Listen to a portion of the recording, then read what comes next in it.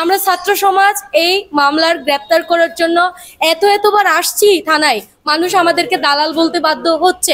4 তারিখ সর্বোচ্চ 5 তারিখ যৌথ বাহিনীর গ্রেপ্তারের আগে যদি সদর থানার নেতৃত্বে গ্রেপ্তার না হয়, এই সদর থানা গ্রাহ করতে আমরা 2 সেকেন্ডও চিন্তা করবো না। শুধু সিনিয়র যারা আছে তাদের সাথে পরামর্শ করবো।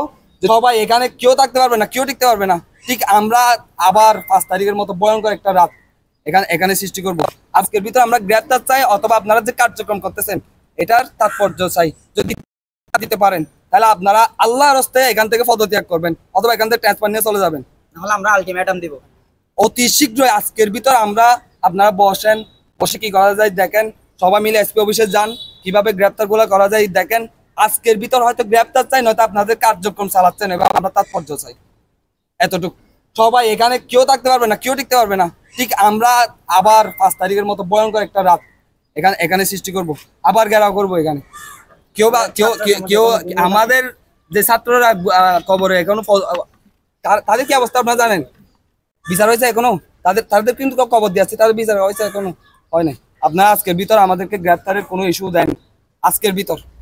এটা আপনি আলটিমেটাম হিসাবে নেন এটা আজকের ভিতর, নয়তো আমরা ছাত্র জনতা এখনো ঘুমিয়ে যায়নি। আপনারা কিন্তু ঠিক হয়ে ঘুমাচ্ছেন, আমরা কিন্তু ঘুমাইনি। 2 ঘন্টা 3 ঘন্টার বেশি ঘুমাইনি আমরা। আমাদের যে আসামি গ্রেপ্তারের লক্ষ্যে সব তৎপর রয়েছে। আমরা অভিযান চলছে কিনা আমরা কোনো অভিযানই দেখতেছি না। আমরা 4 তারিখ সর্বোচ্চ 5 তারিখ যৌথ বাহিনীর গ্রেপ্তারের আগে যদি সদর থানার নেতৃত্বে গ্রেপ্তার না হয়, যৌথ বাহিনীর গ্রেপ্তারের আগে আমরা সবাইকে হুঁশিয়ারি করে বলতে চাই। আমরা ছাত্র সমাজ এখনো জেগে আছি, এখনো ঘুমাইনি। আমরা যে রাজপথে আছি এখনো পর্যন্ত, তারা কিন্তু 2-3 ঘন্টা বেশি ঘুমায়। আমাদের চোখ দেখছেন, আমাদের আন্দোলন থেকে এই নির্ঘুম রাত কাটাচ্ছি আজ পর্যন্ত। এই যে থানায় আসা যাওয়া করতেছি, কয়েকদিন পর আমাদের দালাল বলবে আমরা কান পেতে শুনতেছি, অনেকে বলতেছে এখানে আমাদের কাজ না, আমাদের তো কোনো কাজ নাই, পার্সোনাল তো আমাদের কোনো কাজ নেই। অনেক আমার সিনিয়র ভাইয়ের আছে, ওনাদের সাথে পরামর্শ করে, কিন্তু ছাড় দেওয়া হবে না। এক কথা হচ্ছে ছাড় দেওয়া হবে না।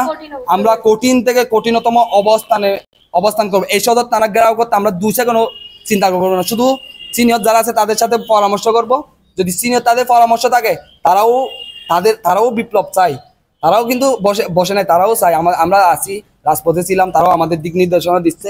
এই যে আমাদের যদি আমাদের বাইরেদের যদি বিচার না পাই, 5 তারিখের আগে আলটিমেটাম দিয়ে বলতে চাই তারা যেন গ্রেপ্তার করে, অন্যথায় আমরা আরেকটি বিপ্লব চাইবো। কিন্তু স্বাধীনতার পর যখন আমরা আন্দোলনে নেমেছিলাম, তখনও আমাদের একটা স্লোগান ছিল, আমার ভাই কবরে খুনি কেন বাহিরে। এই তাৎপর্যটা এখনো তাদের কানে কেন পৌঁছায়নি? আমার ভাইরা তো লাশ এখনো কবরে, ওদের এতদিনে পচন হয়ে গেছে, কিন্তু এখনো আমাদের পুলিশ ঘুমাচ্ছে, পুলিশ আসতেছে যাচ্ছে। আমরা ছাত্র সমাজ এই মামলার গ্রেপ্তার করার জন্য এতবার আসছি থানায়, মানুষ আমাদেরকে দালাল বলতে বাধ্য হচ্ছে। মানুষের দৃষ্টিভঙ্গিটা ওইদিকে চেঞ্জ হয়ে যাচ্ছে, আমরা প্রশ্নবিদ্ধ হচ্ছি। এজন্য আমরা আসলে খুব খারাপভাবেই দেখছি